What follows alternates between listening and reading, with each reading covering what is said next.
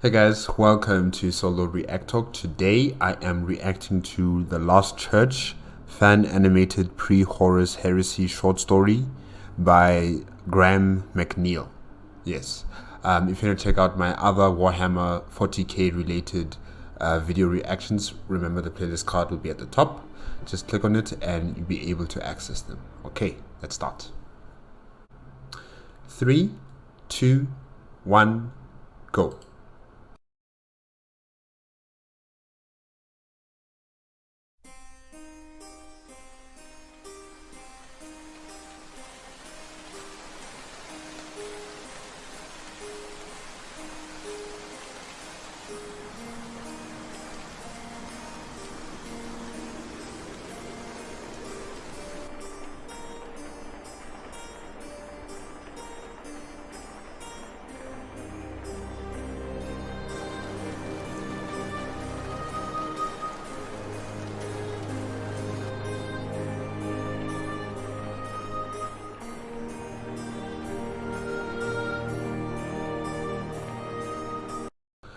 Wow, this church is very empty, very quiet, very dark.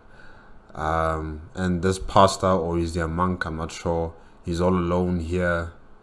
It's not like the charismatic churches we have nowadays, with pastors coming here with their bling bling and their limousines and their private jets and big homes and all that stuff. This is just a church and the pastor, or the monk just sitting here diligently, waiting for anyone to come by the church and ask for guidance.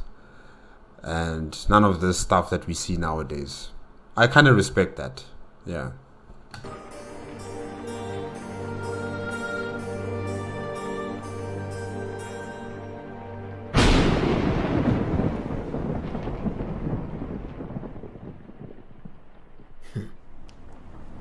Why does that watch look so fake?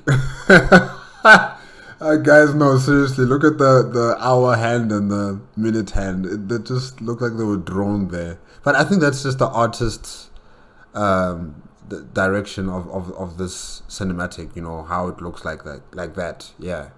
I think that's the reason. It's not something that was just done intentional by the pastor, drawing the handles on it. It's just like how it is. Yeah. Okay.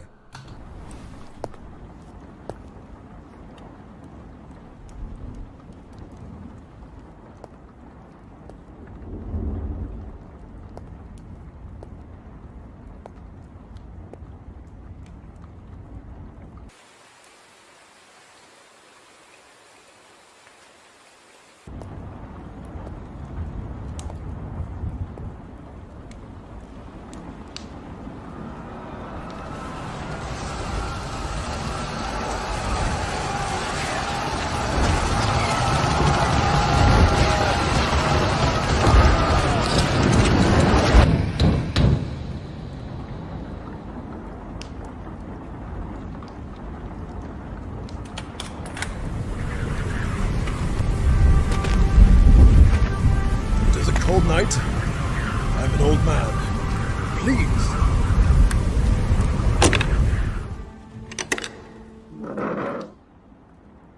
Welcome to the Church of the Fulgur Lapis.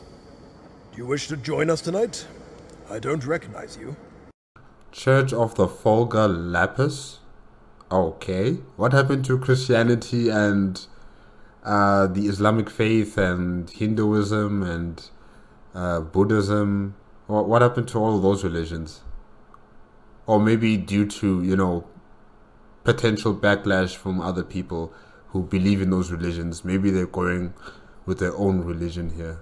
Yeah, okay. No, I don't expect you would. Nor would I expect us to be anyone besides you and I. Well, this is a surprise. My midnight sermons are considered quite popular in these parts. You're sure? Quite. What a shame. I had not thought I had aged so poorly as to scare so many away. It is rare to find a man like you with a sense of humor. I have found that most of your kind are dour, leaden-hearted men. My kind? Priests. Then I fear you have only met the wrong kind. Besides, given the times we live in, any servants of the Divine would find it extremely difficult to be of good cheer. Very true.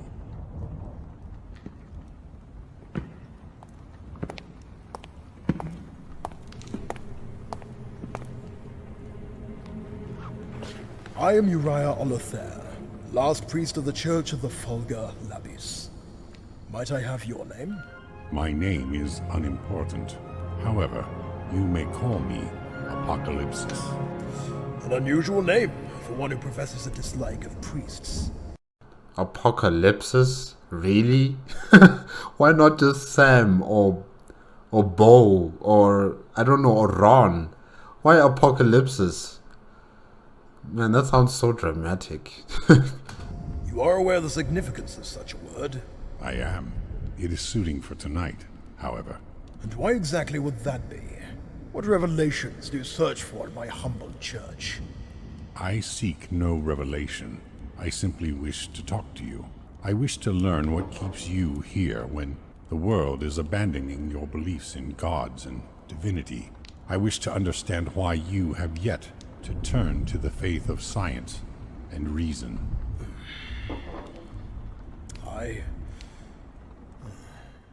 The great fresco of Isandula. A divine work. Wouldn't you agree? It is quite magnificent, but divine? I don't think so.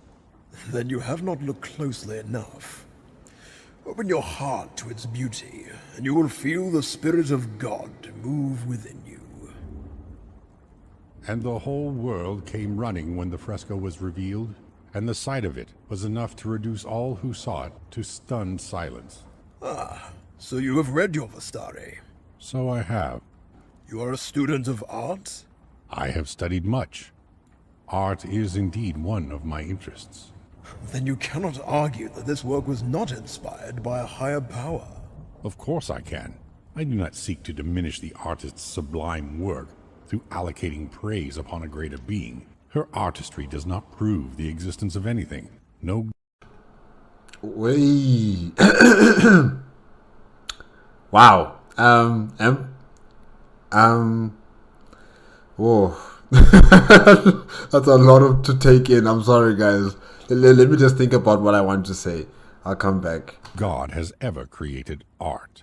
In an earlier age, some might have considered such a sentiment blasphemy. I have only ever seen mortal men accuse anyone of blasphemy, Uriah. I have only ever seen mortal men act upon it. Were reactions to the accusations any less violent, I would label it a victimless crime. Touché. But I have yet to see any scientist discover the root of inspiration. The human mind is a wondrous thing. Do not be so quick to underestimate it. Tell me, Uriah, have you ever seen the great cliff sculptures of the Mariana Canyon? No, though I have heard they are incredibly beautiful. They are indeed 1,000-meter-high representations of their kings carved in stone that no weapon or drill can cut. They are at least as incredible as this fresco. Mariana Canyon. Is that the Mariana Trench? You know, like the deepest area on planet Earth, under the oceans, in the Atlantic Ocean? Huh. Worked into a cliff that had not seen sunlight in 10,000 years, yet carved by a godless people in a forgotten age. True art requires no divine rationale. It is just art. Yeah. I think this is the Emperor. Look, Emperor, you may say that, right, that it doesn't require divinity or some sort of faith for someone to be pushed to create something. But, I mean, you're dealing with humans here. Humans don't just spontaneously decide they're going to build something or they're going to sculpture something in the likings of their kings and their queens or their gods. You know, it takes emotions, it takes faith in something for them to further that desire to create these beautiful sculptures and structures. You know, the Great Pyramids weren't just built because people wanted to build them. No, you know, there was a further interest by the pharaohs to connect closer with their gods and to enter into the afterlife. That is faith. That is driven by faith, you know, and that faith, that belief they had transferred to the architects. The architects decided, let's create a pyramid that faces towards specific stars in the night sky, and that's where the pharaoh's spirits will head up into. That's faith as well. So, you know, inspiration is doesn't just come out of nothing. It's fueled by something. And in terms of these humans who created these wonderful artwork, it was created by their faith. So, you know, where he's saying here that you can just spontaneously, you know, start imagining things in your mind and making them become reality. I'm not really with him 100% there. Yeah, I'm not with him, because humans still require that faith, that belief in their gods or in whatever they believe in to, you know, for them to create these things. So yeah, I'm 50-50. I'm with where the pastor is going, and I'm with where the emperor is going. I think he's the emperor. Yeah. You have your opinion. I have mine. Isandula was a genius and a magnificent artist. That much is beyond question. But she still had to make a living, and even magnificent artists must take commissions where they are to be found. I am sure this work paid well, for the churches of her time were obscenely wealthy. Do you believe that she would be incapable of such a wondrous feat if she had been employed by a secular government? She very well may have, but unfortunately we shall never know. No, we won't. We are fickle creatures, Uriah. All too often I am tempted to believe that the invocation of the divine is a ploy by the jealous to dismiss one's accomplishments. Jealousy? Absolutely. To see another succeed where you may have failed is a sobering thing. Some would rather choose to remain ignorant of their limitations. That is a very cynical view of humanity. Forgive me, but I have seen too much darkness to be so innocent as to always assume good intentions. Do not mistake my intentions, however. Only in understanding our weakness may we find strength. Yeah, but I think you're over analyzing the situation in terms of humanity, you know. I think you're over analyzing it. Yeah, I'm not really sitting well with what the Emperor just said. I'm sorry, guys. Well, this has been an interesting discussion, but you must excuse me, friend Apocalypsis. I have to prepare for my congregation. No one is coming. It is just you and I. Why are you really here?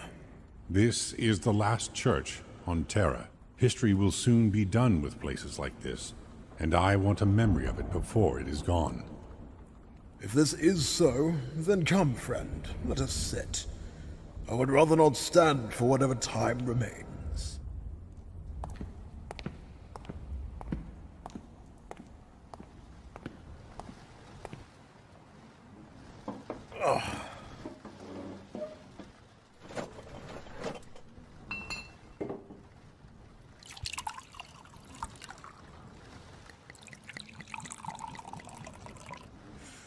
Your good health. And yours. This is very good wine. It's old. You have a fine appreciation of wine, friend Apocalypsis. My father gave this to me on my 15th birthday, and said I should drink it on my wedding night. And you never married? Never found anyone willing to put up with me. I was a devilish rogue back then. No longer, it would seem. A devilish rogue turned priest. Sounds like quite the tale. It is, but some wounds run deep, and it does no good to reopen them. Fair enough. Friend Apocalypsis, tell me, what did you mean when you said this place was soon to be gone? Exactly what I said. Even in your isolated state, you must have heard of the Emperor and his crusade to stamp out religion and belief in the supernatural. Soon, he and his forces will arrive to tear this place down. I know, but it makes no difference to me. I believe what I believe, and no amount of hectoring from some warmongering despot will sway me. That is an obstinate point of view. It is faith. It would seem I'm not as fickle as you would posit, eh? Faith. A willing belief in the unbelievable without proof. Faith's strength is just that. It requires no proof.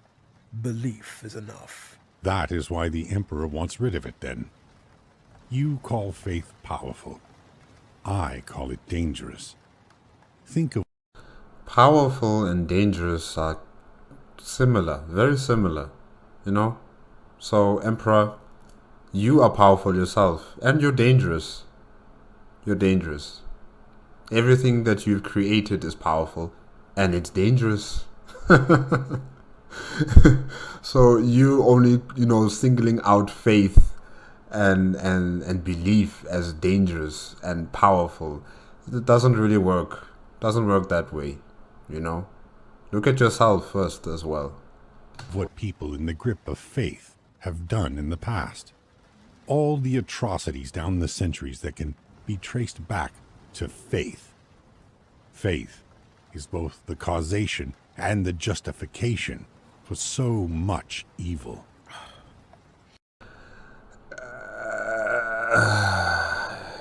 Yes and no. Still, it's a yes and no kind of thing for me. Yes, you will find in history that, many of the wars we fought over, faith has been one of the key instruments or catalysts that have spurred on wars of conquest.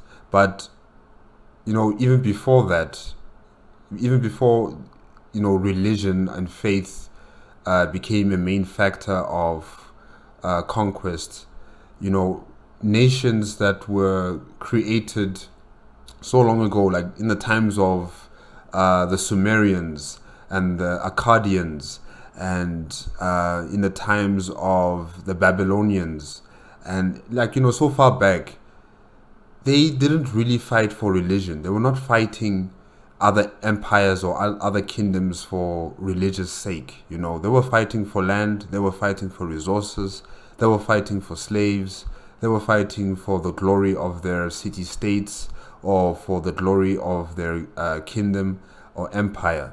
It wasn't necessarily about religion. I think religious fundamentalism and the concentration of power of state and religion as one, right? I think that kind of stuff happened later on, not during the times of antiquities, during the Bronze Age or during the Roman Empire age. People were not fighting for religion during those times, They were mainly fighting for conquest, for resources and for slaves and for land. So what the Emperor says, yes and no. Like I said, yes and no. Yeah.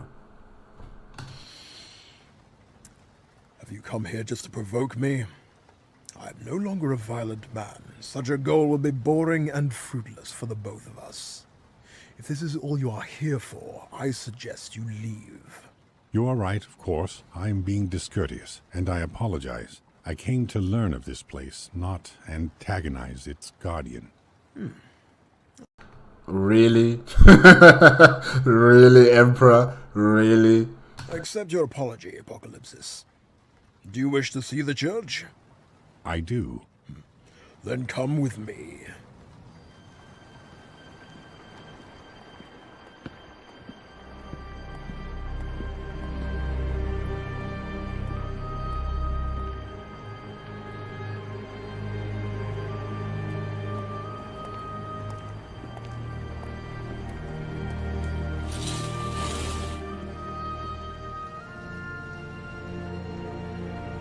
The Fulgur Lapis. So this is a holy stone? It is, yes. Why? Why is it the Fulgur Lapis? I mean, why is it holy? Was it deposited on the ground by your god? Was a man martyred here? Or did some young girl receive some sort of revelation while praying at its base? Nothing so bland, rest assured, friend Apocalypsis. Thousands of years ago, a local holy man who was blind was walking in the hills hereabouts when a sudden storm came in over the Western Ocean. He hurried back down to the village below, but it was a long way, and the storm broke before he could reach safety. The holy man took shelter from the storm in the lee of this stone, at the height of the storm in the lee of the heavens. When he thought all was lost, he was lifted up and heard the voice of our Creator. And so he saw the stone wreathed in a blue fire, in which he saw the face of our Creator. Did you not say he was blind? Ah, he was blind no longer. The power of our Creator cured him of his affliction. He immediately ran back to the village and told the people there of the miracle. And then? The holy man returned to the Fulgur Lapis and instructed the townspeople to build a church around it. The story of his healing soon spread. Within but a few years, thousands were crossing the Silver Bridge to visit the shrine, for a spring had begun to flow from the base of the stone, and its waters were said to be imbued with healing properties. And I... Where's the water now, though? Look, you know, we can question people's faiths, right? But let's question their faiths in our own private areas, not in front of them, and ask them, like, guys, are you for real? Are you really praying to a rock, saying that this thing is, you know, blessed by your God's powers or something? You know, it's not something we should actually really ask people, you know, question their faith in that kind of manner. But yeah, I know the Emperor's going to ask him questions about this. It's going to be funny. I wonder how much the priests benefited from it all. And what? It could cure diseases? Mend broken limbs? So the church records say. This bathing chamber was constructed around the stone, and people across the land came to bathe in the sacred waters while they still flowed. I have... They bathed in this place? Oh, in that circle place around the stone? Yikes. Considering how many people came on pilgrimage. Ah, my gosh. heard tales of a similar nature in the Far East. A young girl claimed to have seen a holy vision of a woman while bathing near the springs closest to her home. She described a woman conspicuously similar to the holy woman of a religious order of which her family was a member. Bathing houses were established there too, but for fear of diminishing the rate at which the owners of the bathhouses could admit pilgrims, the waters were only changed once a day. The dying and diseased came in droves, passing through that water in the hundreds every day, so I'm sure you can imagine what a horrible slop it was at the end. They were...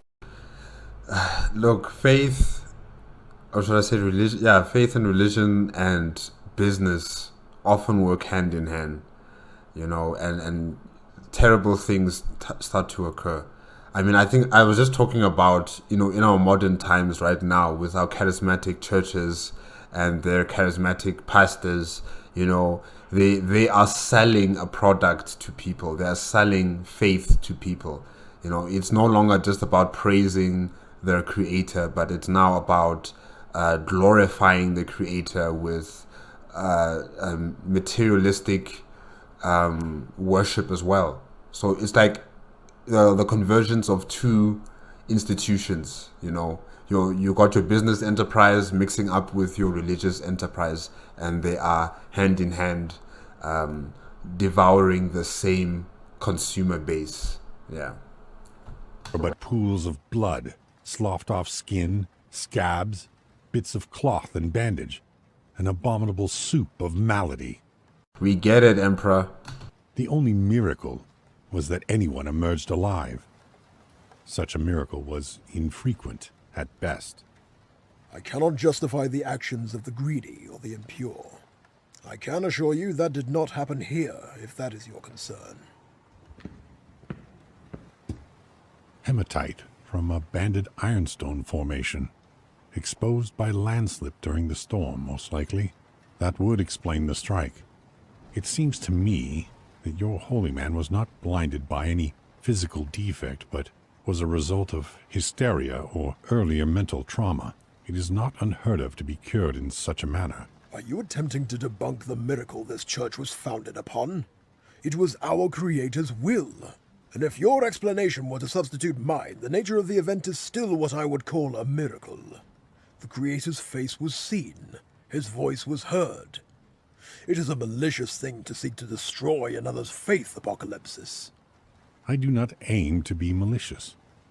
I am trying to explain how such a thing could have happened without the intervention of a godly power. You think That doesn't work, though. You know, trying to explain to people about things in a very scientific manner. If they believe, they're going to believe until they decide themselves that, okay, my belief in this religion or in this faith has been shaken and I'm questioning it and I'm leaving it. Until then. But for you to come out here and start talking to them in that kind of like a condescending manner, you know, and I know the Emperor's saying that, no, I'm not trying to insult you or trying to sound like a know-it-all, but I'm just trying to explain to you what could have possibly happened. Don't do that. Don't do that. Don't do that. I think that the way we perceive the world is the way it actually is, but you cannot perceive the external world directly. Indeed, none of us can. Instead, we know only our ideas or interpretations of objects in the world. The human brain is a marvelous organ, priest, and it is especially adept at constructing images of faces and voices from limited information.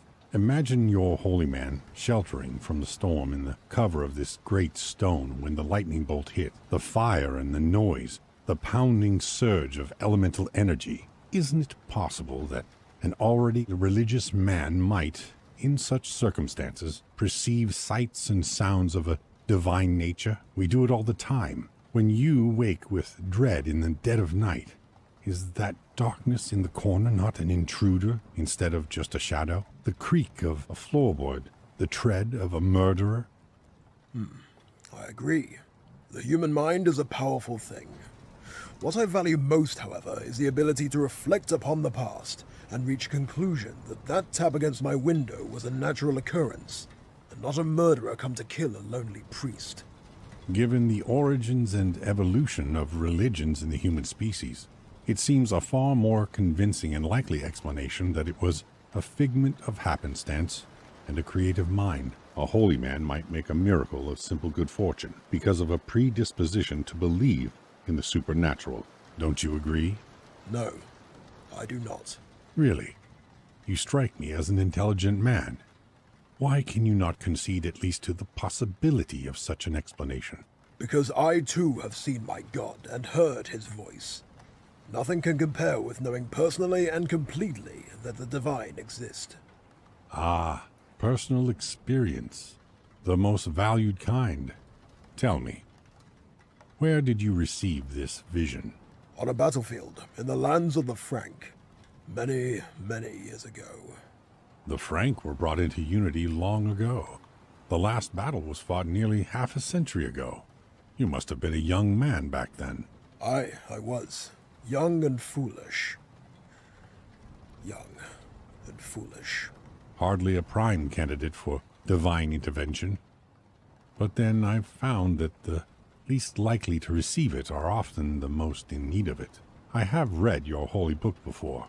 To me, most of the men who appear on the pages are far from ideal role models. Perhaps I should not be so surprised. The devilish rogue sits with me today.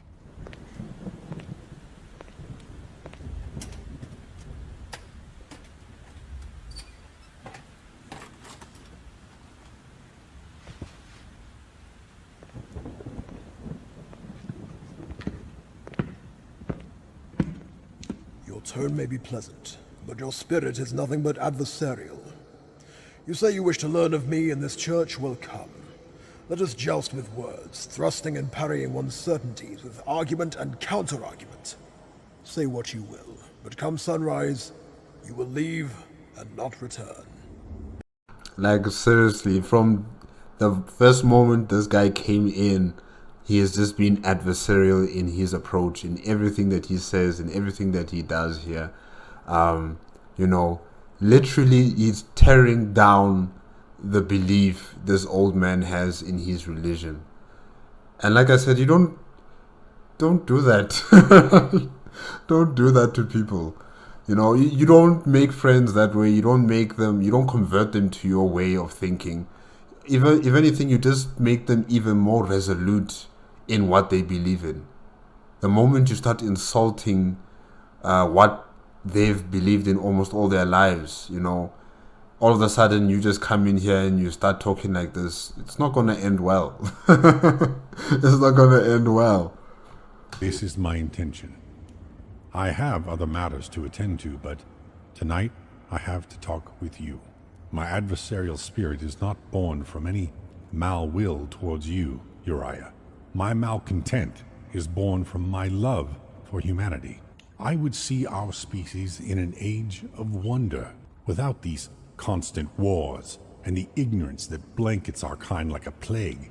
I would see us ascend. I would see all of our kind raised to the status of godhood that is worshipped throughout the galaxy. But we are enslaved to the fantastical notions that reside within that book of yours. He said a lot of words there. He sounded exactly like a politician. And look where we are in the 40th millennium. Look where we are, or 41st millennium. Look where his so-called ambitions and dreams for humanity are. Look where they are. And all the others like it. That damnable book in your hands is a curse, and I would see you rid of it. You go so far as to mock my holy book too? This damnable book provides a code by which I have lived a peaceful life, in which I have built more than I have destroyed, helped more than hurt. My time before this book was nothing but destroying and hurting. Untold thousands more live similar lives thanks to the guidance provided by our willingness to believe in something greater than ourselves. Tell me, Apocalypsis, when we, as a species, find your vision to be a reality, what will become of us? What will unite us? Peace can only be attained through an aspiration or a common enemy. And when that aspiration disappears and we as a species are gods without rivals, who will we turn on? Ourselves. We will turn on ourselves. We will turn on each other, friend Apocalypsis. Your vision will bring only an eternity of war. When gods clash, galaxies burn. So what would you have me say? There are more faiths than yours, Uriah, and each faith has equally zealous defenders. How many generations of conflict until your message of peace turns to a crusade against those who do not share your beliefs? It need not turn into a crusade. It need not turn into violence and destruction simply because you believe in this faith and I believe in mine. We don't need to fight. We don't need to kill each other. I mean, there are perfect examples in the 21st century where there are secular nations where they have multiple religions, multiple faiths, but they are not at each other's throats. They're not killing each other on the streets because I'm believing in this God and you're believing in that God. We don't need to do that. We don't need to do that. So why is the emperor pushing this zero-sum game that it's either my way or the highway? Why is he trying to make this notion that humans can't compromise? We can't see beyond our faiths and our beliefs and hold the hand of our brothers and sisters who believe in a different faith? Why can't he see that? Why can he not understand that humans are more than what he thinks they are? And this guy supposedly loves us. He loves humanity. Yeah. Where there are differences, humanity will find them. And these differences are so fundamentally rooted in you as others' beliefs are in others. There can be no resolution without conflict. You find nothing but exceptions to my arguments, never any rules by which to measure them. How can I find rules in an inherently hypocritical system? Your book has been rewritten, translated, and twisted to fit the needs of hundreds of anonymous authors for hundreds of years. The faith is eternal, but the story and morals are not. One man hears his dead grandfather, and he is locked away in an asylum. But if he heard the voice of God, he would be venerated and might well become a saint. How is this a logical and rational system? It is my faith. Respect my beliefs as I respect yours, despite your constant slights against my life's dedication. Did you not say we should joust?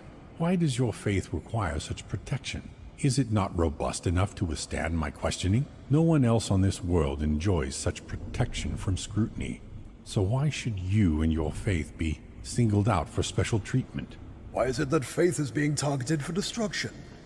Perhaps there is enough truth behind my words that the Emperor, in all his wisdom, fears their holy power. Or is it because there are people too obstinate to accept that there may be something that science cannot quite explain? I have seen my God. I saw his face and heard his words in my soul. Do not expect me or anyone else to give your experience credence, Uriah, despite what you think you saw. You may believe it to be real, but just because you believe something to be true does not make it so. I saw what I saw. I heard what I heard. That day on the fields of Frank has never lost its clarity. I relive it with every waking moment in which I am not occupied. And where in Frank did this miraculous vision take place, priest? On the killing field of Gadwere. You were at Gadwere. I was. Will you tell me what happened? I'll tell you what happened. But first, I need another drink. Yeah, so far I'm liking these discussions between the priest and the emperor. Yeah, I think my mental capacity is being tested here. My comprehension and my understanding of things is being tested here. I'm liking this.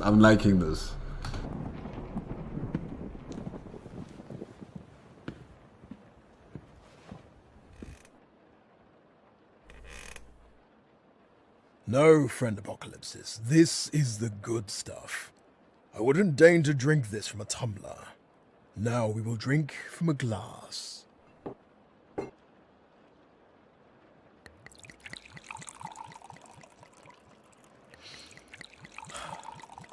water of life. Finally, spirits both you and I can believe in. Give it a minute, and let the vapors build. It intensifies the flavor. Swirl it a little. See the slicks on the side of the glass? They are called tears. And since they are long and descending slowly, we know the drink is strong and full-bodied. And how long must we wait? Patience, friend Apocalypsis. This wine has sat for many decades. It can sit for a few more minutes. Nose the drink. Feel the aromas and how they stimulate your senses. Allow yourself a moment. Let the scents awaken the memories of their origin. May I ask a personal question while we wait? Well, it depends on the question, doesn't it? Why is it you carry a timepiece that doesn't function? It is a family relic, you see. It has been with us since before even Old Night. No one knows when it broke, but as legend goes, it ticks before disaster strikes. I never believed it. Nor did my father. When I found it, however, It was a minute later than I always remembered it. Now it's a minute from midnight. My father always jested that the day it struck midnight would be the beginning of the end. I've kept it for decades. Never once seen it budge. I check it often, as if it could warn me of danger. Maybe there is hope, eh? A grim portent. You seem to surround yourself with grim beliefs, Uriah. Perhaps.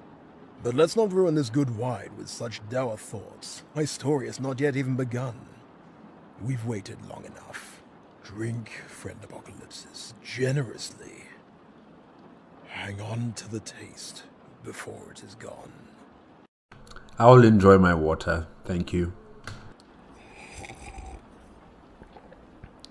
Ah, that's a flavor I have not had in a long time. I didn't think any remained. It is an old bottle. One I rescued from the ruins of my parents' home. You make a habit of keeping old alcohol around. Aye, a throwback to my wild youth. I was fond of the drink. A little too much even, if you take my meaning. I do. Many a great man has been brought low by such an addiction. You said you wanted to know of Gadware? If you are ready and willing to tell me of it, yes. Willing, yes. Ready? Well, I suppose we will find out, eh? Gadwari was a bloody day. It was hard on all who were there. I understand. I may be old, and my eyes may not be what they once were, but I can still tell that you are far too young to know of Gadware. You would not have even been born when that battle was fought. Trust me, I know of Gadwari.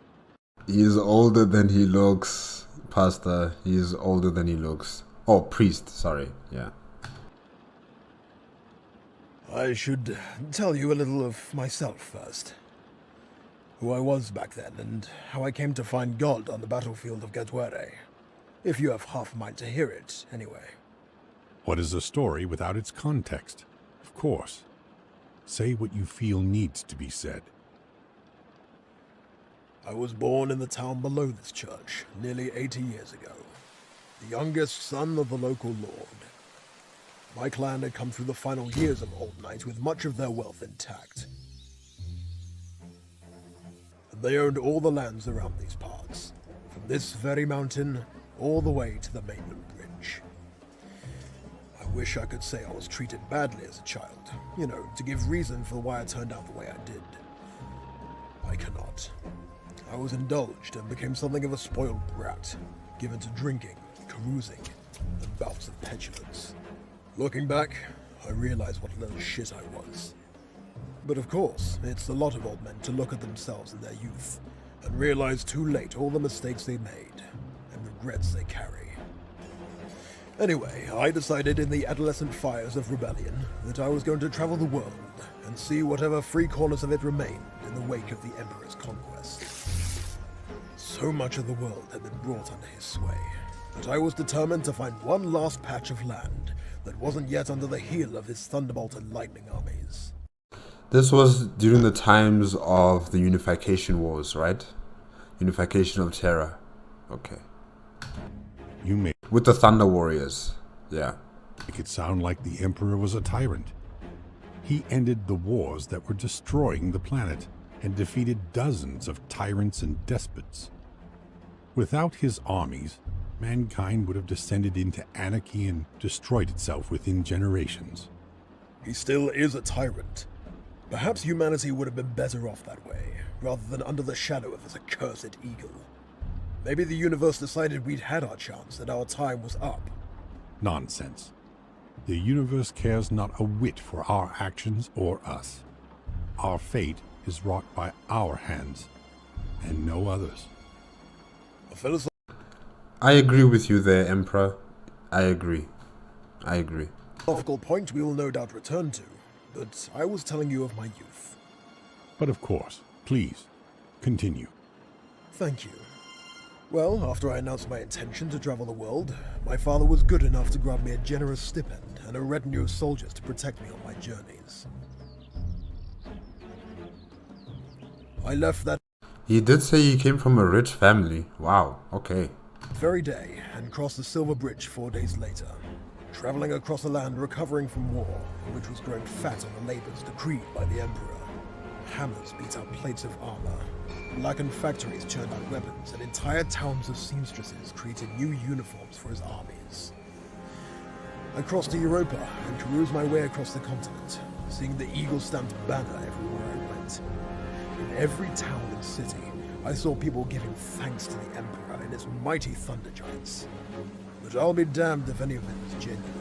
Oh, it's a statue. I thought that was actually a Thunder Warrior. I'm like, no way. That guy's a giant. It was like they were going through the motions, because they knew it was dangerous not to. I'd seen the Thunder Giants as a child, but never in the wake of a conquest. Never quite seen the reality of them before that point. I was drunk and whoring my way down the Tully Peninsula when I came across a garrison of the Emperor's super soldiers at a ruined clifftop fortress. My damned romantic rebellious soul couldn't help but try and bait the giants. I called them many names. Freak, slave, the minor demons of a greater devil. I even told them the Emperor's only goal was to enslave all of the human race to his own towering ego. After having seen them battle in the fields of Frank, I shuddered to think of the fear I was in then. I thought I was being clever. In my own stupor, I convinced myself I was a hero. Looking back, I would never even have passed as a martyr. Eventually, one of the giants broke rank and approached me. I was monumentally drunk. I felt invincible as only a drunk and a fool could. This warrior was huge, far larger than any human I had ever seen. His entire body was encased in heavy, powered armor that enclosed his chest and arms.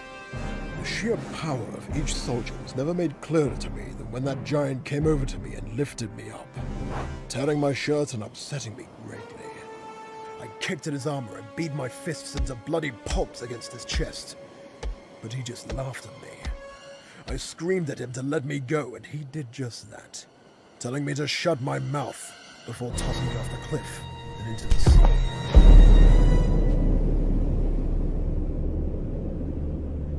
He is very lucky. He is extremely lucky. Did you see the Thunderbolt? Did you see how tall he was? Yay. He's lucky. By the time I'd climbed the great steps back up into the village, they were gone, and I was left with just myself and a hatred greater than I had ever known.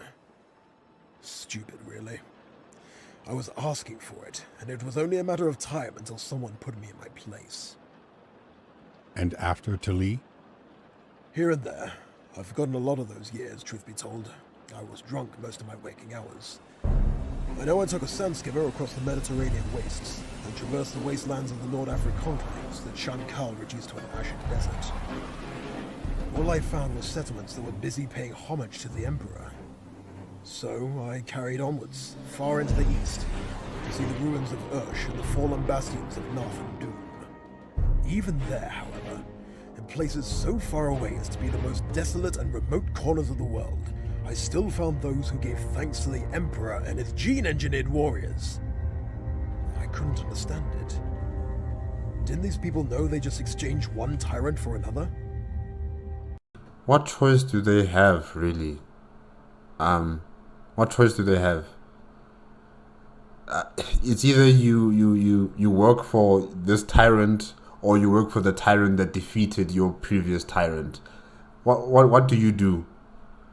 How do you fight against this person with such overwhelming force? Yeah.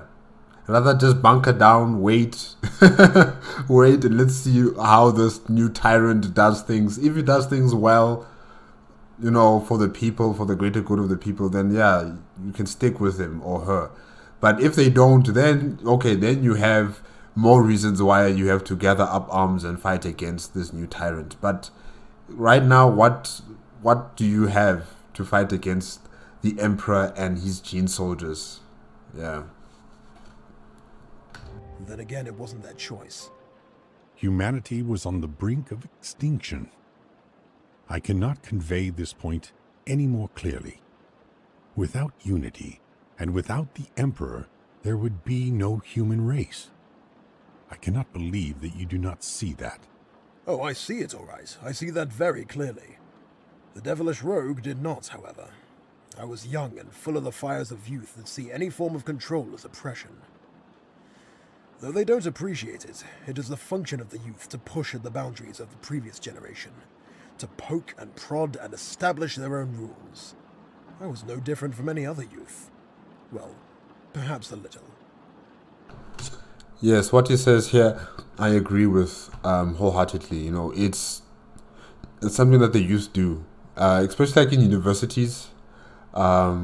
You'd see a lot of these youth movements and the the school counseling bodies. You know, all these elected positions that have been given to young people to take responsibility for and also lead, the student body council and everything else like that.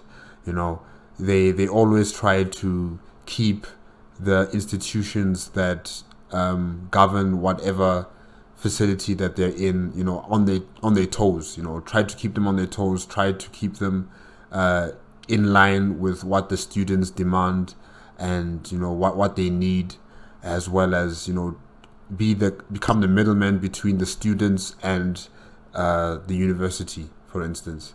And also, you know, in larger society, you know, many of these protests that we see for different types of social activism are led by young people, you know, wanting to change the way things are being controlled in their nations, wanting to create a better future, not only for themselves, but for future generations, you know. So yeah, the youth will always be the one pushing those boundaries, keeping the elderly on their toes, keeping them active, you know, so that they don't just slouch down into their positions and just keep on eating the money and enjoying their lives while the people are living in doldrums. So yeah, I agree. So you'd traveled the world and hadn't found any corner of it that hadn't sworn allegiance to the Emperor. Where did you go next? I returned home for a spell, bearing gifts I'd mostly stolen, and then set off again. But this time I went out as a soldier of fortune instead of a tourist. I'd heard rumors of unrest in the land of the Frank and fancied myself a renowned war hero. The Frank were a fractious people, even before the days of unity, and were never ones to bow to invaders, even the ones who posed as benign. Once I reached the continent, I had heard of Havelek de Gros and the Battle of Avalroy, and rode straight for the town. Avalroy, a town poisoned by the bitterness of a madman whose meager skill fell far short of his ambition. Now that much is obvious. Back then, the story was that Havelek was found wrongly accused of the brutal murder of the woman the Emperor appointed as governor. He was set to be shot by a firing squad when his brothers and friends attacked the local army units running the execution. The soldiers were torn to shreds, and the death of a few locals in the fighting turned a small-scale riot into open rebellion. It got ugly faster than the town had time to think what they were doing, but by then, it was too late. Unfortunately for everyone, Havelek was a gifted orator, and fanned the flames of the townfolk's ire at the Emperor's rule.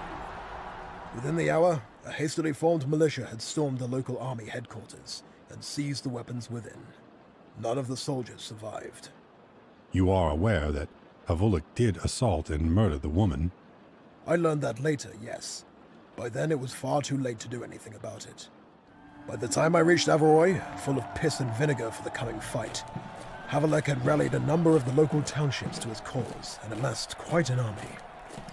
It was magnificent, friend Apocalypsis, for it had been everything I had so desperately searched for. Icons of the Emperor being torn down, colorful buntings hanging from every window, bands playing in the streets constantly while Havelek and all of us, his soldiers, marched up and down the town. I swear it felt like we were an army of devilish, daring youths. We should have been training. We should have prepared. But our courage was buoyed up by the festivities, and more towns rose up against the Emperor's rule by the day. Within the week, we had amassed an army of nearly 40,000 strong. Truly, it seemed, I had found my glorious rebellion I had so desperately craved. It was heroic and courageous and dangerous, and it spoke to my romanticism for the heroic freedom fighters of old. We were absolutely sure that we would be the spark that would light the fires of rebellion all across the world, and see the autocrat tumbled from his self-imposed rule. Then we heard that the Thunderbolt and Lightning armies were marching from the east, and we set off in grand procession, making all due haste. Havelek leading us from Averoy was a joyous day. I'll never forget it. The laughter, the kisses from the girls, and the spirit of our shared brotherhood carried us off as we marched to battle. Yeah, wars have always been, given that kind of romanticism and heroicism, and, it's always seen as something beautiful until you're on the battlefield, until you're there and you see what actually happens around you, then you realize that this is not what I've been dreaming about. This is not what I read in the books. This is not what I saw on television or anything like that. It's painful. It's noisy. Death becomes your best friend in situations like that. And, people die around you. You could even be shot or maimed or something painful could happen to you. Something that could change your life. You might not die, but you might be paralyzed, So, yeah, wars are terrible. Terrible things. There's nothing to be written about in this romantic, glory-seeking kind of way. No.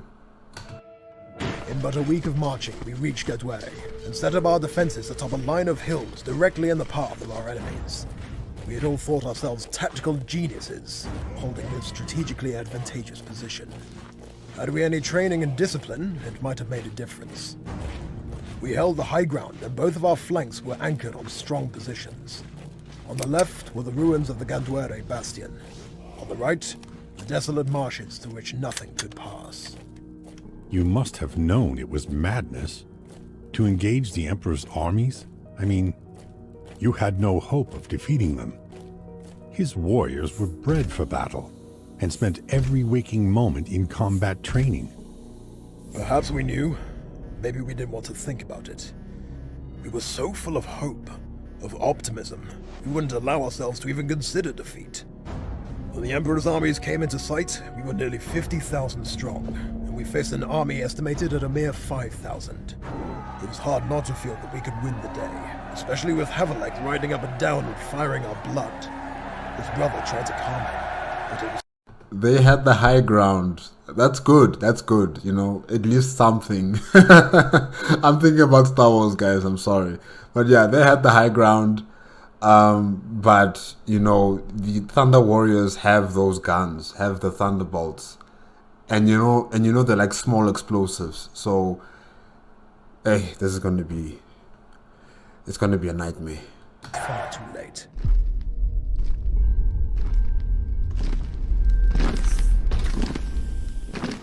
Eventually, maybe a kilometer from our position, the Giants halted their advance.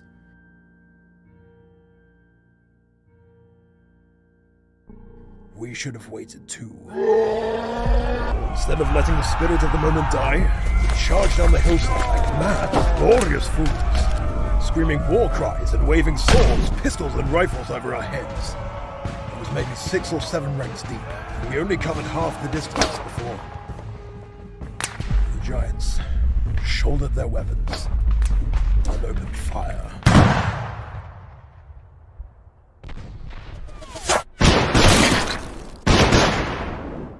By God, the noise. I'll never forget it. The first volley was thunder that ripped down the line, and our first 5 ranks were cut down to a man before they could even scream.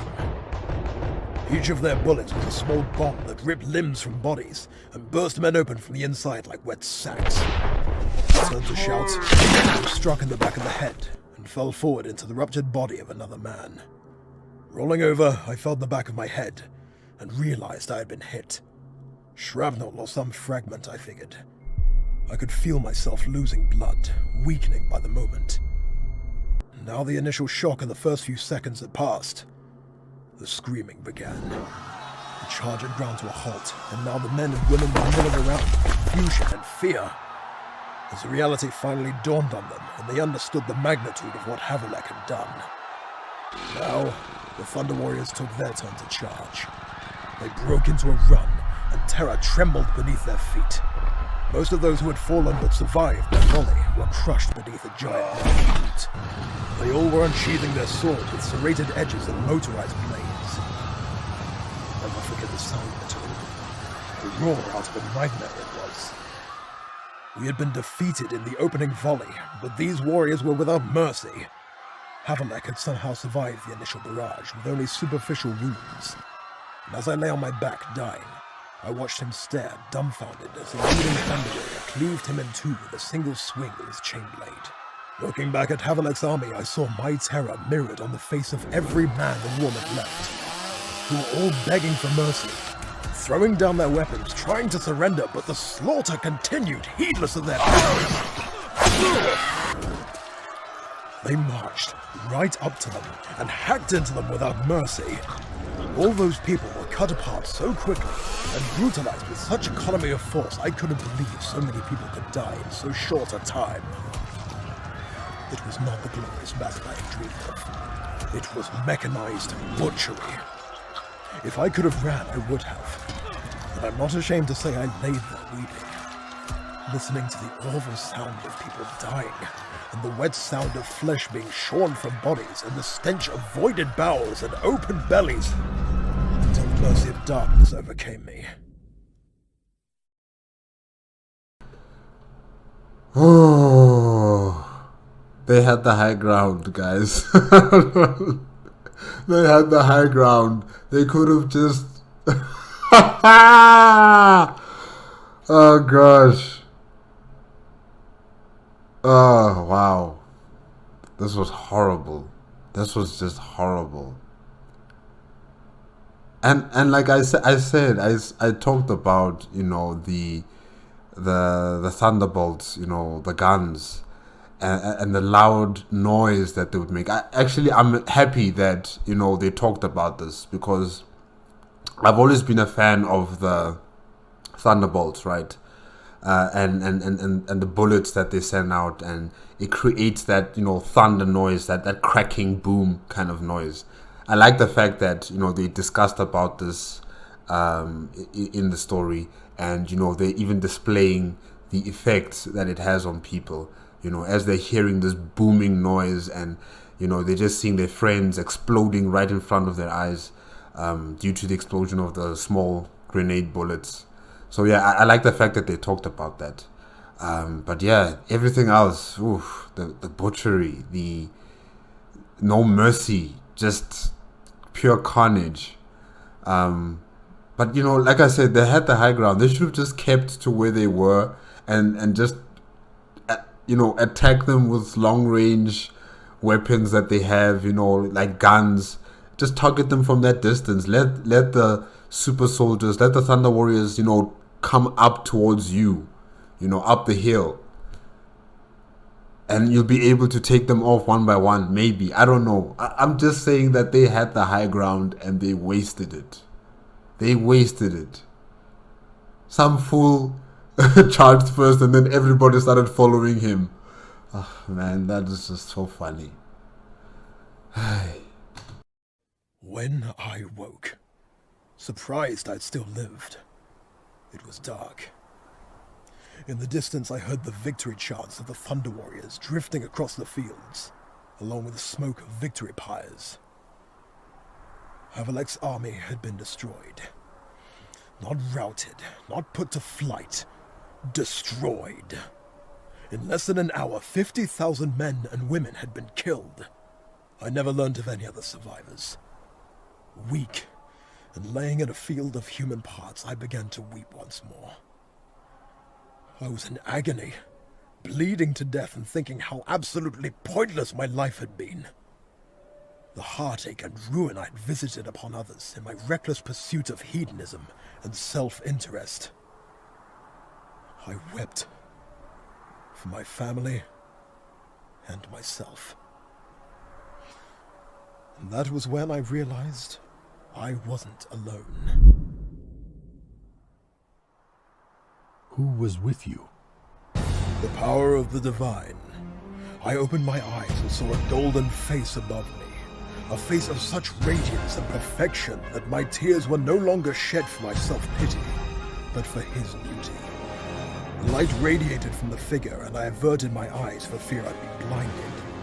I had been in pain, yes, but now that pain was gone, and I knew I was seeing the face of the divine. I could not describe that face to you, not with all the poetic imagery in the world at my disposal, but it was the most exquisite thing I had ever seen. I felt myself lifted up and thought, it's the Emperor! It's the Emperor! His god is the Emperor!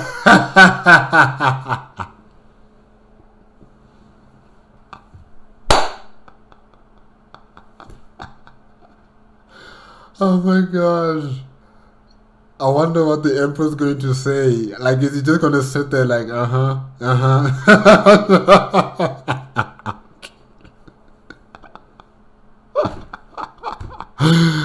my gosh. Oh my gosh. Oh my gosh. Oh no. Oh no. this was the end. And then the face spoke, and I knew I was destined to live. What did this face say to you? Why do you deny me? Accept me, and you will know that I am the only truth and the only way. Did you reply? I couldn't. To utter any words would have been base. In any case, my tongue was quite stilled by the awesome vision of God. What made you think it was God? You were a dying man on a battlefield, surrounded by your dead comrades, and you were having an epiphany about the futility of the life you had led. Think back, priest. Surely there is another explanation? I need no other explanation. You may be wise in many things, Apocalypsis, but you cannot know what goes on in my own mind. I heard the voice of God and saw his face. Does the perception of events truly matter if the results are singular? I was borne up and set into a deep slumber, and when I awoke, my wounds were healed. A piece of bone had been embedded in my skull, nearly a centimeter away from severing my spinal cord. When I rose, I searched for fellow survivors. I was alone. I decided to return to the land of my birth, but when I returned, I found my family home in ruins. The townsfolk told me Scandian raiders from the north had come to plunder my family's wealth. So they killed my brother and tortured my parents and sisters in an attempt to make my father give up the family treasures. My father had a weak heart and died before they could learn his secrets. I found my home in ruins and my family as bleached cadavers. There were no amends to be made at home. All I had to remember them by was their wealth, good wine, and this damned watch. I am sorrowed by your loss, Uriah. If it is any consolation, the Scandians would not accept unity and were wiped out near 3 decades ago. I know, but I do not revel in death anymore. The men who killed my family will have been judged by God, and that is justice enough for me. That is noble of you. I took those few keepsakes from the ruins and made my way to the nearest settlement, thinking I'd get blind drunk and try to figure out what to do with my life. Halfway there, I met an old priest in need of help, in desperate search of the next caretaker of the Folga Labis. I knew I had found my purpose. I had spent my entire life until then living for myself, but when I saw the spire of that church, I knew that God had a purpose for me. I should have died at Gaduere, but I was saved for a reason. And what was the reason? To serve God, to bring his words to the people, to do good where others would not, to be a beacon in the coming dark. And that's what... Emperor, please stop this. Just end this charade. Just show him who you really are, okay? Let's just end this. you've been doing here? That is what I've been trying to do, but the Emperor's promulgators traverse the globe with his message of denouncing the supernatural and criminalizing the devout. I assume that is why you are here, and why none of my congregation have come here tonight. You would be correct. In a manner of speaking, I have come to try and convince you of the error of your ways, to learn of you and to show you that there is no need for any divine powers to guide humanity.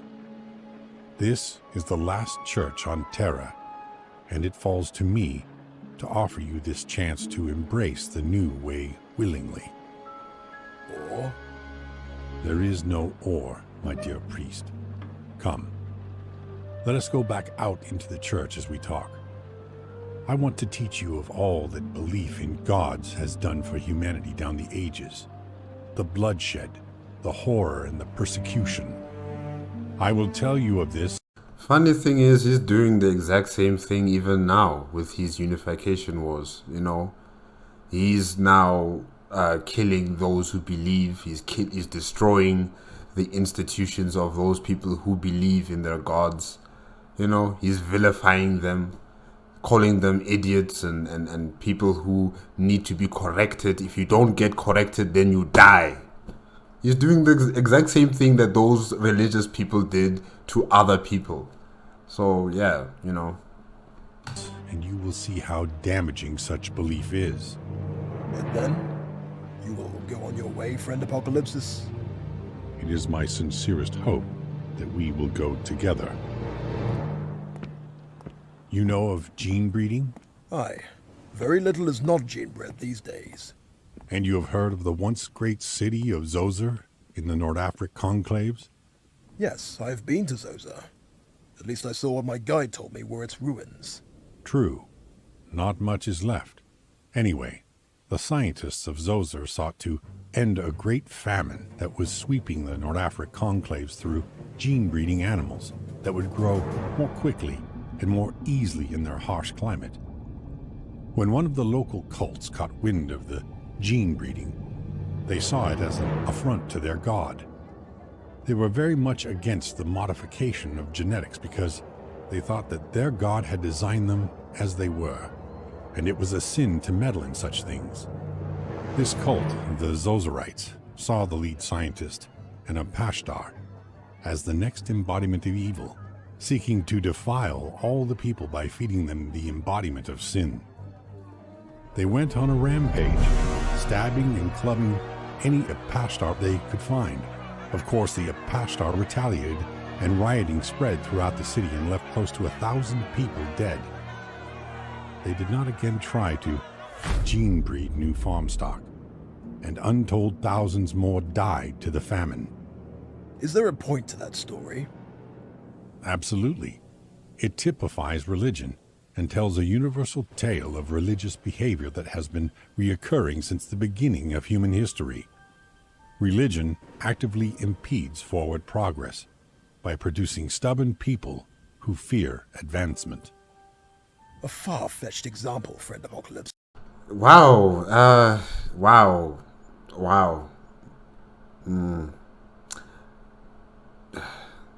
I don't know what to say. I'm a bit lost for words right now. But I'm certainly not agreeing with him. Look, guys, I'm not a religious person, but I'm not going to be blaming religious people entirely for all the pain and suffering in the world and the ignorance of man. I'm not going to be blaming it entirely on religion. I'm not going to do that. This one freakish story cannot serve as proof of theory that all belief in the divine is a bad thing.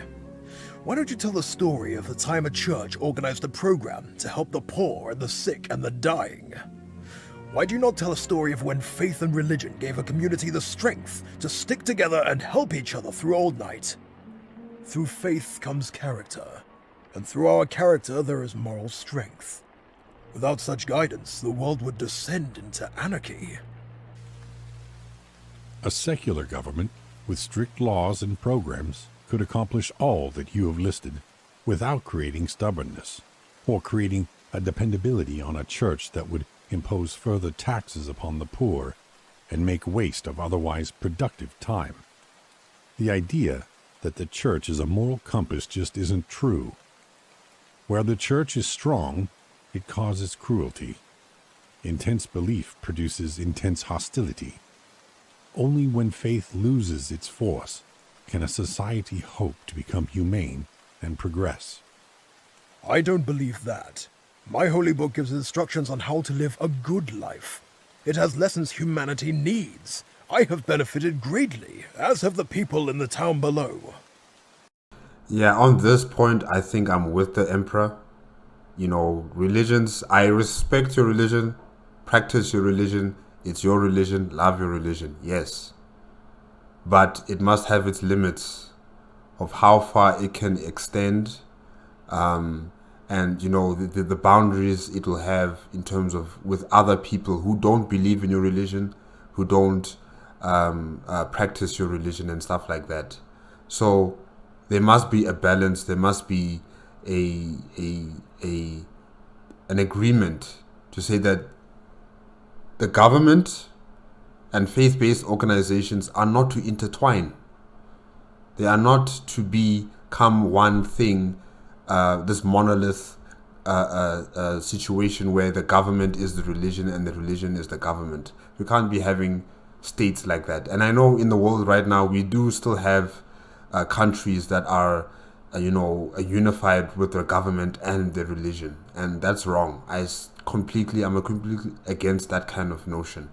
In terms of a secular state that respects other religions and gives them their boundaries, gives them their space to exist, I agree with that wholeheartedly. But the moment this religion sees itself as being part of society and it must be part of government, that's where I'm like, no, we can't be having stuff like that. Because not everybody believes in the same religion. Not everybody is represented by a religion. That's why government should be neutral to these kind of things. It should be something that is above, your faith-based organizations. So yes, I agree with the Emperor. Religions, they don't have to be strong. They don't have to be weak, but they have to be adaptable to the situation on the ground. They must find balance not only with themselves but with everybody else. They can't be too powerful and they don't have to be too weak. Yeah. But I'm with the Emperor. I'm with the Emperor here. Are you sure? I have read your holy book, and much of it is bloody and vengeful. I suspect an outside spectator would view the people on those pages not as exemplars of proper behavior, but terrifying examples of corrupt morals. You are missing the point, Apocalypsis. Much of the text is not meant to be taken literally. It is symbolic or allegorical. That is exactly my point. You priests pick and choose which bits of your book to take literally and which to read as symbolic. And that is a personal matter, not a divine one. He has a point there. I've seen that happen before. He has a point. You may be pure and noble, Uriah, but all too often a priest is a man who is cruel and purely seeking personal gain. Religion has no place in a fair and just society. In ages past, a frightening number of people took these holy books absolutely literally, sowing untold misery and death because they truly believed the words they read. The history of religion is a horror story, Uriah. And if you doubt it, look to the past and see what humanity has done in the name of their gods over the millennia. In ancient times, ritual sacrifices were commonplace. To appease their vile gods, priests drowned women and children in sacred wells and cut the heart out of their slaves and prisoners. They would drive a pile through a maiden's body to pacify a non-existent creature. You cannot seriously compare my religion to such barbarism. You describe ignorant savagery, not religion as I would name it. can't I? It was never uncommon for religions founded in this region of the world to use their faith to justify conquest without mercy. The rich desired more power, but the peasantry would not fight for their kings and their lords just to further the interest of those who ruled them so cruelly. The lords knew this. They guised their political objectives with religious significance by the just and marvelous judgment of God, and the people fought fervently for a cause with no merit. Extremism bred extremism, and the retaliation was swift. Now that war had been initiated on religious pretexts, the conflicts escalated, and the battling continued, until little was left but fields littered with the bones of the foolish and the deceived. But sorrow or remorse was never tolerated for such a thing, as the crusade was God's will, after all. This is ancient history. As you say, the nobles were bent on furthering their own interests. They used religion as an excuse, but in their greed they would have committed these atrocities one way or another. You cannot vouchsafe the truth of events so lost in the mists of time. I agree with the priest here. I agree with him here. Just like when I was discussing about how charismatic churches, they use their faith and they convert it into an enterprise to further enrich themselves. You know, that's the same thing that the emperor was discussing here with these kings who used their religion as a catalyst for further wars against other people, and, you know, gaining more riches and more power, and, you know, leaving those people who believed in that faith dead and buried in the ground while they continue on with their rich lives. It's still the same thing. It's humans taking advantage of any type of opportunity and using it to their advantage. It's just what they do. It's what we do. Yeah. I would agree with you, had they not repeated the act nearly a century later. Warriors laid siege to the sect stronghold in ancient Frank, and when the city fell, the generals asked their leader how they might tell the faithful from the traitors among the captives. The leader, who followed his God, ordered the warriors to kill them all. God will know his own. 20,000 men, women, and children were lost to faith that day. Of course, for fear that any may escape, an organization was given absolute power over the people, with its sole purpose to hunt down those who ran. They brought about hysteria and tortured any they so pleased. They did not stop once all their enemies were hunted down and killed either. They too had convinced themselves of their holiness. They exterminated whole towns on the merest suspicion of witchcraft or treachery. When it was all said and done, near 100,000 were dead. Most of them were innocent. If you'll allow me, I shall turn your logic back upon you, Apocalypsis. You know, as the Emperor talks about all of this, we know what's happening in the 41st millennium. We know. Everything that he said here it's having a mirror reflection in the 41st millennium. Had it been a secular government that decided they required more land and riches, do you truly believe they would have decided against it for no reason other than that there was no divine justification? Look back upon your great knowledge of history. Do you truly not recall any secular government that drove itself mad with suspicion of treachery, and created a state ruled by surveillance and torture? You chop apart history, take what you so desire, and insist I behold the bloody remains. Humans are flawed, and religion is more often a convenient scapegoat than a corrupting force. If you believe that, then you have been shut away in this church for far too long, priest. All the dictators deposed through unification were mass-murdering ethnarchs who killed millions in their constant warring, burning away all hope of progress. Cardinal Tang's pogroms and death camps saw millions dead in the Indonesia bloc. He died but 30 years ago and claimed His entire life had been served in the name of a greater power. You fixate on the blood and death, and forget all the good that can be achieved through faith. Uriah, you only see religion for what it can be. I am seeing it for what it most always is. Savagery pervades our world, and it is sustained by ignorance and crude belief. It is true that before the descent of Old Night, religion had lost its power over the people. But like the worst kind of poison, it lingered and fostered division amongst those who endured. Without belief, divisions blur over generations. New generations mingle, intermarry, and forget ancient wounds. It is only belief in gods and divine entities that keep them alien to one another.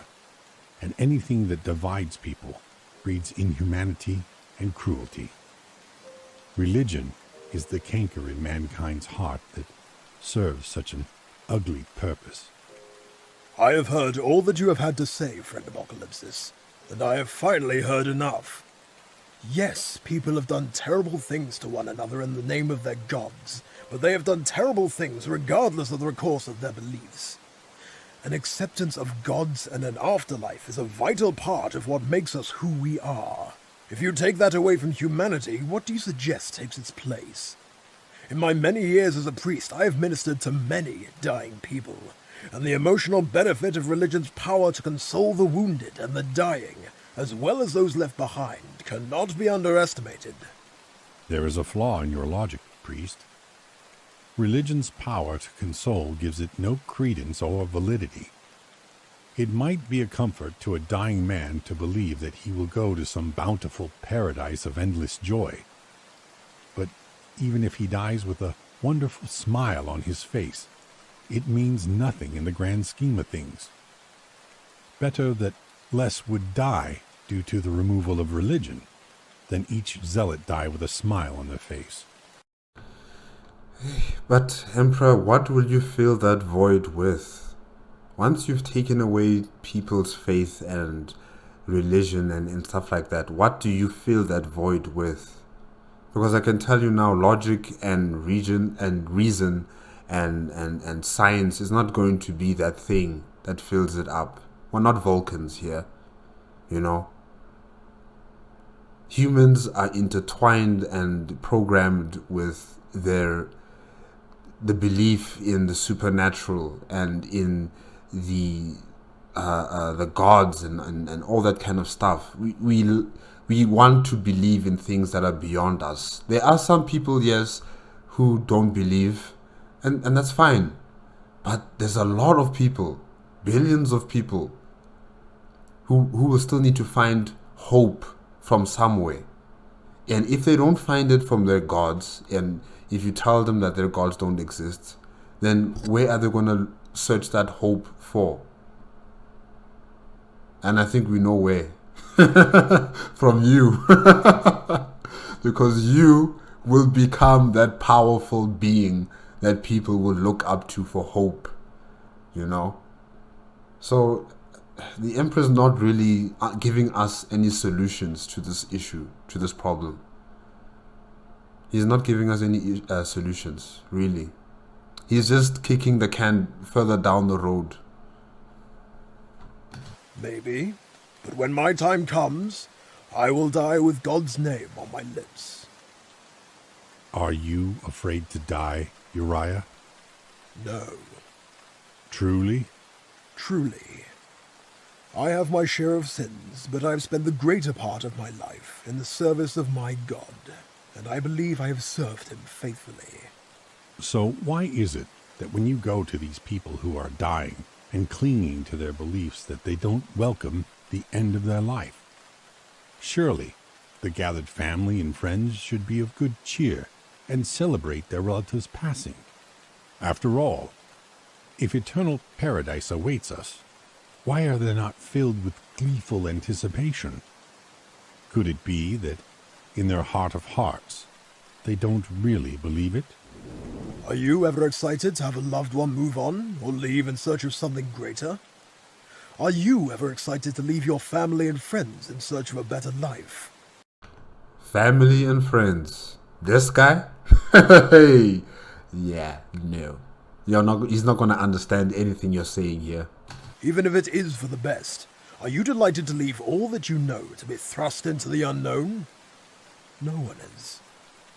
Life is a gift, and our chance to make ourselves into someone before our time in the afterlife. Who would give that up willingly? If you cannot see that plainly, then you are a fool.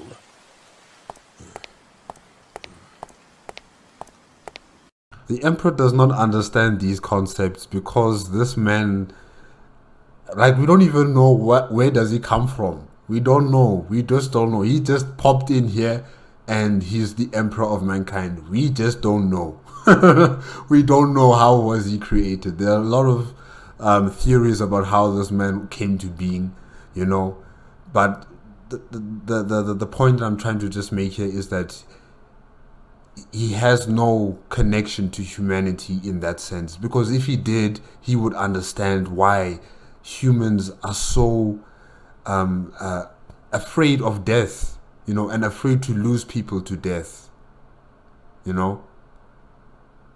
But he doesn't know these things. Even though he may claim that he's a father and he has sons, this man is no father to me.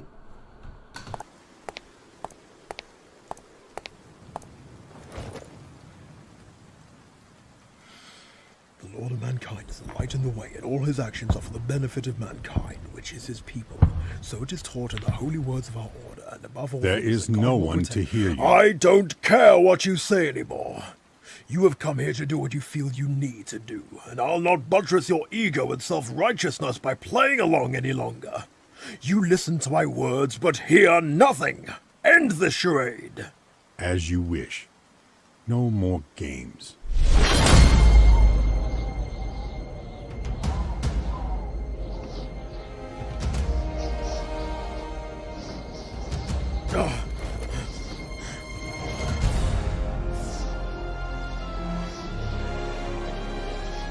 You. Now do you understand the futility of what you do here? You are the Emperor. I am. It is time to go, Your Honor. Go? Go where? There is nowhere else for me in this godless world of yours. Of course there is. Embrace the new way and be part of something incredible. A world and a time where we stand on the brink of achieving everything we ever dreamed.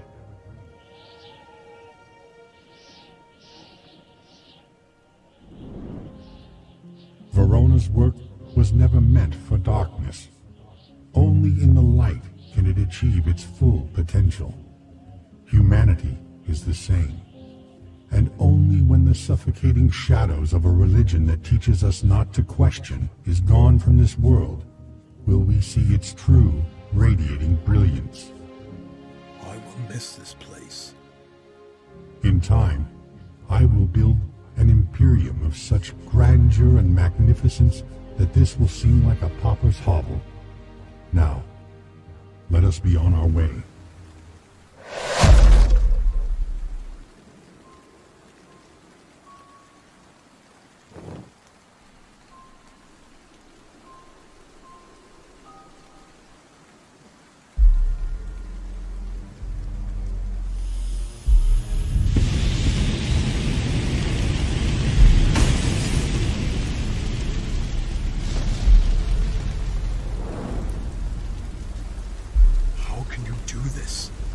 You say you stand for reason and the advancement of understanding, but here you are destroying a repository of knowledge. Some things are best forgotten. I hope you have foreseen the consequences of a world bereft of religion. I have. It is my dream. An imperium of man that exists without recourse to gods and the supernatural. A united galaxy with Terra at its heart. A united galaxy? Indeed. Soon enough, unity will be achieved on Terra. It is time to reclaim humanity's lost empire among the stars. With you at its head, I presume. Of course. Nothing of such grand scale can be achieved without a singular vision at its heart. Least of all, the reconquest of the galaxy. There is a place for you at my side, Uriah. You are noble and your heart is true. We have need of iterators who would spread my imperial truth across the stars to all those planets without guidance. I can submit to no imperial truth. My entire life has been altered by, at best, a misunderstanding. At worst, my life has been spent following a lie. But you know what?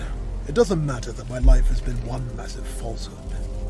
I came here with my heart open and emptied my grief. The spirit of my god had entered my soul and filled me with love. My devotion was my salvation, and I have spread a doctrine of love and forgiveness. No amount of words and tricks may change that. Even now, despite this revelation, my heart is filled with love. There is no resentment in my heart. What makes faith so powerful, Emperor, is that it requires no proof. Belief is enough. I feared such a thing. I wish you would join my great crusade, Uriah. Soon I shall expand my Imperium to the furthest corners of the galaxy, with all my sons beside me. I need men like you. You make a virtue of commitment and purity. Did you not just speak to me of the horror of the Crusades? And what evil men do in the name of purity? You are no better than the holy men you were telling me about. The difference is that I know I am right, Uriah. Spoken like a true autocrat. You misunderstand, Uriah. I have seen the narrow path that humanity must walk to survive. This is how we must begin. It is. Did you also see what will happen during the Horus Heresy? Did you see that too? Did you see what would happen after the Horus Heresy? Did you see how humanity would fall once again into stagnation in the 41st millennium? Did you see that too? Oh, but you're right. Emperor? The dangerous road you travel. To deny humanity a thing will only make them crave it more. I see no reality in which your goals do not lead us to disaster and ruin. Beware your subjects do not begin to see you as a god. I truly hope, in the name of all that is divine, you are right. But I dread the future you forge. I wish only the best for my people. I believe you, Apocalypsis. But I cannot be a part of it.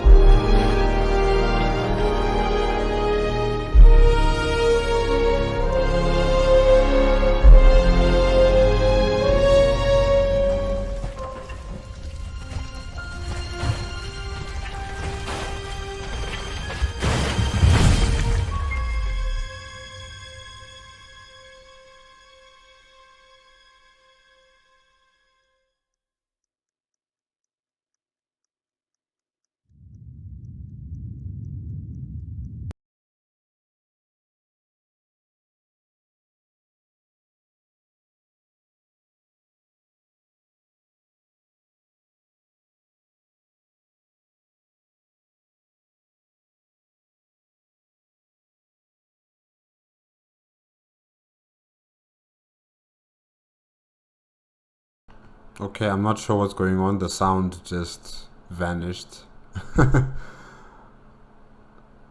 Yeah. Oh, it's back.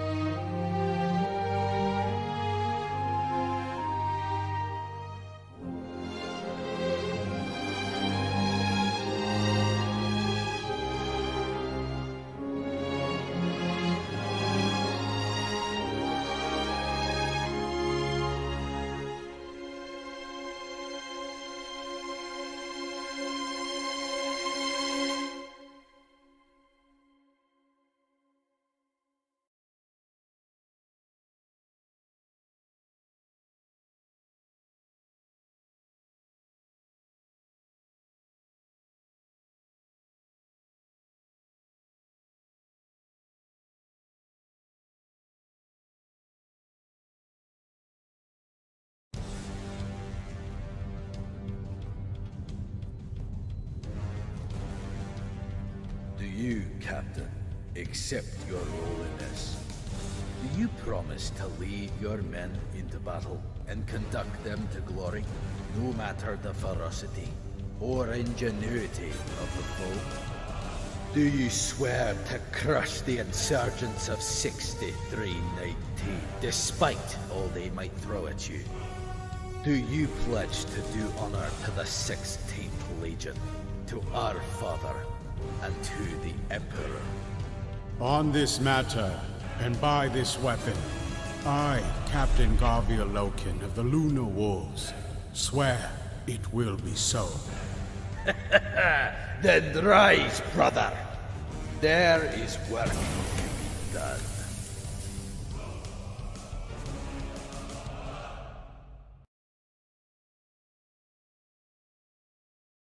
Okay, guys, that was The Lost Church, fan animated pre-Horus Heresy short story by Graham McNeil.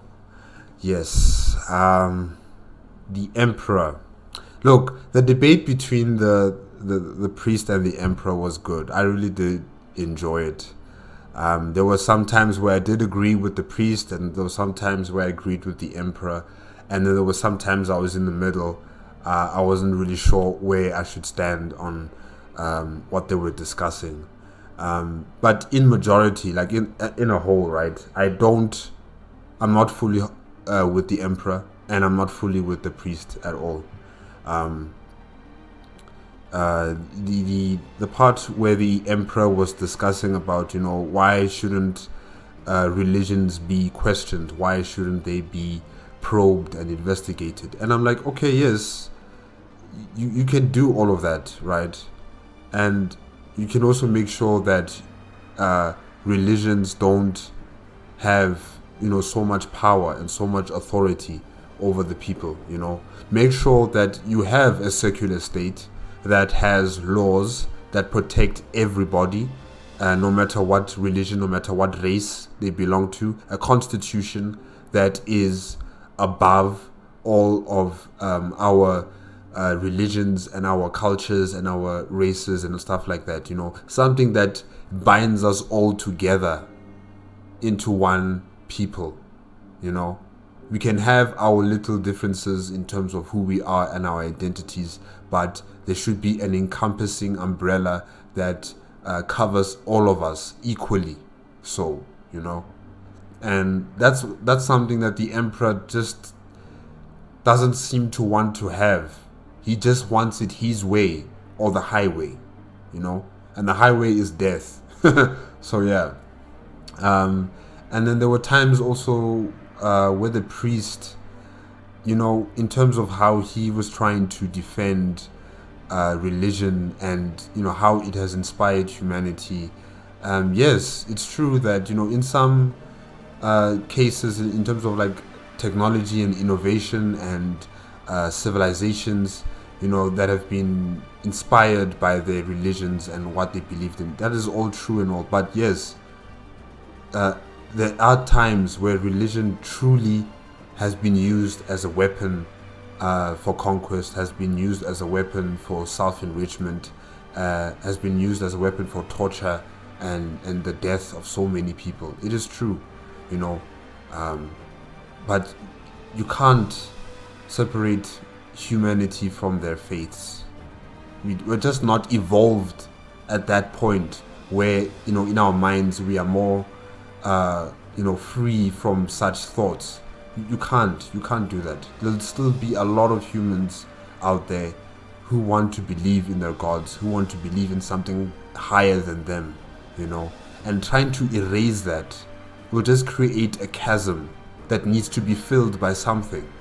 And that something currently in the 41st millennium is the Emperor himself, and the entire ecclesiarchy that have built an entire religious institution centered around the praising and the worshipping of the Emperor of mankind.